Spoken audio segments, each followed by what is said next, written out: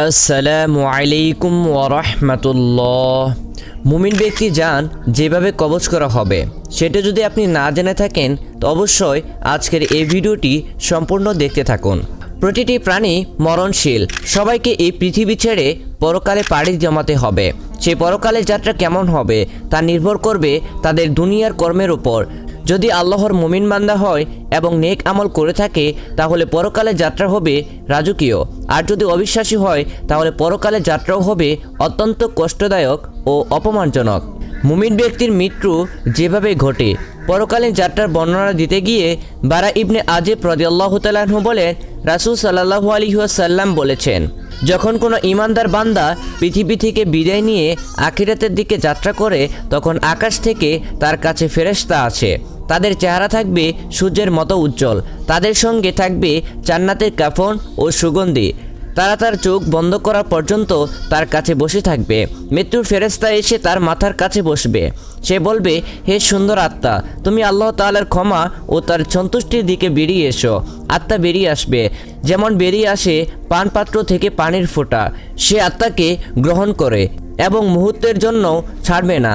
অতঃপর তাকে জান্নাতের কাফন পরাবে ও সুগন্ধি লাগাবে। পৃথিবীতে যে মিশক আছে তা তার চেয়েও বেশি সুগন্ধি ছড়াবে। অতঃপর তাকে নিয়ে তারা ফেরেশতারা আসমানের দিকে যেতে থাকবে। আসমানে যাওয়ার সময় ফেরেশতারা বলতে থাকবে, কে এই পবিত্র আত্মা? তাদের প্রশ্নের জবাবে তারা তার সুন্দর নাম নিয়ে বলবে, সে অমুকের ছেলে অমুক। এভাবে প্রথম আসমানে চলে যাবে। তার জন্য প্রথম আসমানের দরজাগুলো খুলে দেওয়া হবে। এভাবে প্রতি আসমান অতিক্রম করে যখন সপ্তম আসমানে যাবে তখন আল্লাহ তাআলা বলবেন, আমার বান্দার আমলনামাটা ইল্লিয়েনে লিখে দাও আর আত্মাটা দুনিয়াতে তার দেহের কাছে পাঠিয়ে দাও। এরপর কবরের প্রশ্নোত্তরের জন্য ফেরেশতা আসবে। তারা প্রশ্ন করবে, তোমার রব কে? সে বলবে, আমার রব আল্লাহ। তারা প্রশ্ন করবে, তোমার দিন কি? সে বলবে, আমার দিন হলো ইসলাম। তারা প্রশ্ন করবে, ওই ব্যক্তিকে চেনো যাকে তোমার কাছে পাঠানো হয়েছিল? সে জবাবে বলবে, সে আল্লাহ রাসূল সাল্লাল্লাহু আলাইহি ওয়াসাল্লাম। তারা বলবে, তুমি কিভাবে জানলে? সে জবাবে বলবে, আমি আল্লাহর কিতাব পাঠ করেছি, তার প্রতি বিশ্বাস স্থাপন করেছি, তাকে সত্য বলে স্বীকার করেছি। তখন আসমান থেকে একজন আহ্বানকারী বলবে, আমার বান্দা অবশ্যই সত্য বলেছে, তাকে জান্নাতের বিছানা বিছিয়ে দাও, তার কবর থেকে জান্নাতের একটি দরজা খুলে দাও। তারপর জান্নাতের সুঘ্রাণ ও বাতাস আসতে থাকবে। যতদূর চোখ যায় ততদূর কবর প্রশস্ত করে দেওয়া হবে। তার কাছে সুন্দর চেহারা, সুন্দর পোশাক পরিহিত, সুগন্ধি ছড়িয়ে এক ব্যক্তি আসবে। সে তাকে বলবে, তুমি সুসংবাদ নাও, সুখে থাকো। দুনিয়াতে এ দিনের ওয়াদা দেওয়া হয়েছিল তোমাকে। মৃত্যু ব্যক্তি সুসংবাদদাতা এই ব্যক্তিকে সে জিজ্ঞেস করবে, তুমি কে? সে জবাবে বলবে, আমি তোমার নেক আমল সৎকর্ম। তখন সে বলবে, হে আমার রব, কিয়ামত সংগঠিত করুন। হে আমার রব, কিয়ামত সংগঠিত করুন যেন আমি আমার সম্পদ ও পরিবারের কাছে ফিরে যেতে পারি। আর যখন কোনো কাফির দুনিয়া থেকে বিদায় হয়ে আখিরাত পানে যাত্রা করে তখন তার কাছে কালো চেহারার ফেরেশতা আগমন করে।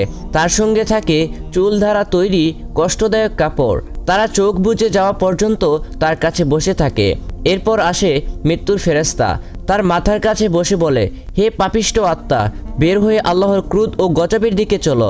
তখন তার দেহ প্রচণ্ড কম্পন শুরু হয়।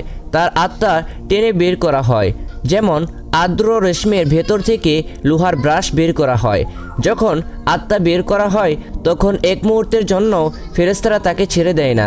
সেই কষ্টদায়ক কাপড় দিয়ে তাকে পেঁচিয়ে ধরে। তার লাশ পৃথিবীতে পড়ে থাকে। তার আত্মা নিয়ে যখন উপরে উঠে তখন ফেরেশতারা বলতে থাকে, কে এই পাপিষ্ঠ আত্মা?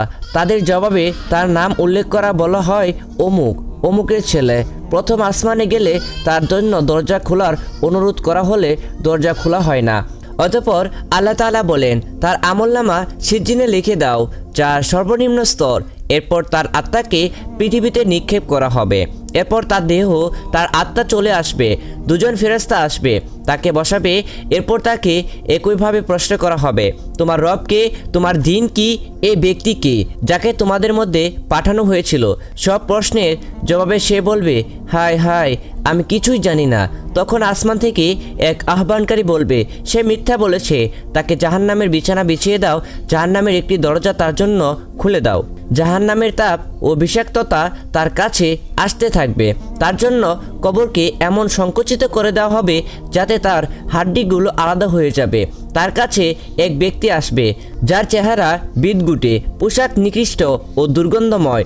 সে তাকে বলবে, যে দিনের খারাপ পরিণতি সম্পর্কে তোমাকে বলা হয়েছিল তা আজ উপভোগ করো।